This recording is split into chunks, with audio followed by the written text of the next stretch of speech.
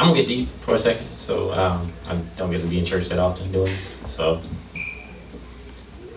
Christ never had a Caesar-like complex, even though men called him king.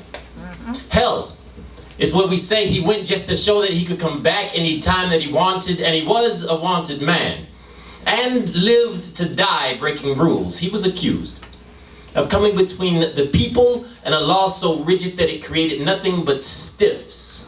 With hearts of statue, men recited statutes like song lyrics, but the men themselves embodied no spirits.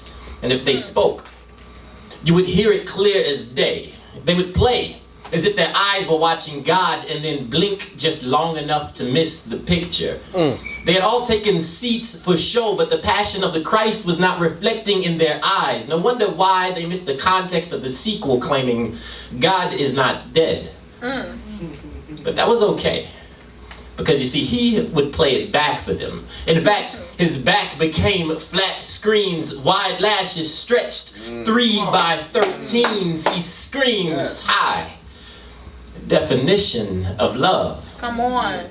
And formed a storyline so sublime that blind men just had to see it for themselves. Later, languages would be written just to tell of his tails the nails. Through his flesh would hang the first 2 frames of a picture set in motion multiple millennia ago.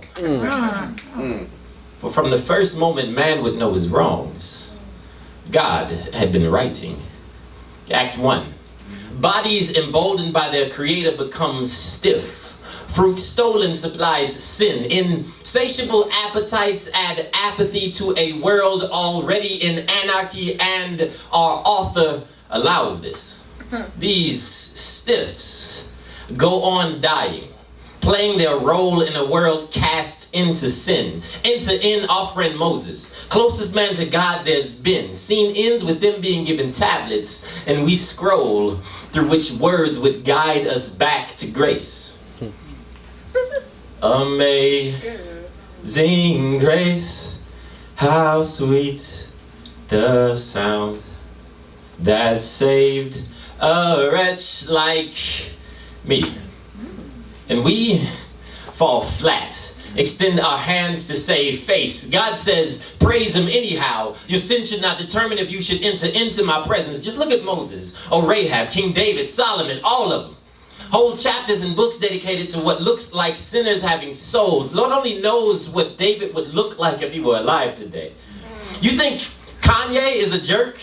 Well, David saw Bathsheba twerking on a roof and decided to snatch her. He took the finest member of his SEAL Team 6, his wife, and then his life. And then he did the right thing by marrying her so he could put her in his harem. Where in the law does it say that you can have 100 wives? Oh, don't look surprised. You know this, right? Deuteronomy 17:17, the king shall not multiply wives for himself, or else his heart should turn away. So let me say it again. David lived in unforgiven sin, and so did everyone else with names in the text of the Torah. So I guess it was just good foreshadowing when I say that they were more caught up than the rapture. But let's get back to the show. Because in our intermission, as Roman guards were breaking, stretching legs, the curtain was torn in 2 as God took center stage to begin Acts 2. And suddenly, there came a sound from heaven as of a rushing mighty wind, and it filled the house where they were sitting. And it would hit them. If dead men are to be born again, then they ought to be like that wind. You could not tell whether they were coming or going, or if they were like the crashing tides, ebbing or flowing in response to bright heavenly bodies. And as the ashes and dust of dead men were released from earned salvation, the wind again took them over the face of the waters as if this were their genesis. When will we understand that the wind does not obey the weather, but that it creates it?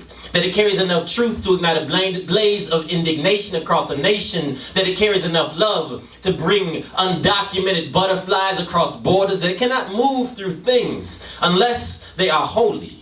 Because legalized Christianity looks an awful lot like boxed fans blowing through windows. Unhealthy to our environment and taking up way too much energy. Our show ends. Come on! Once members of the audience realize that the author has been knocking on the fourth wall of their hearts, they let him in and are alive again. Thank you.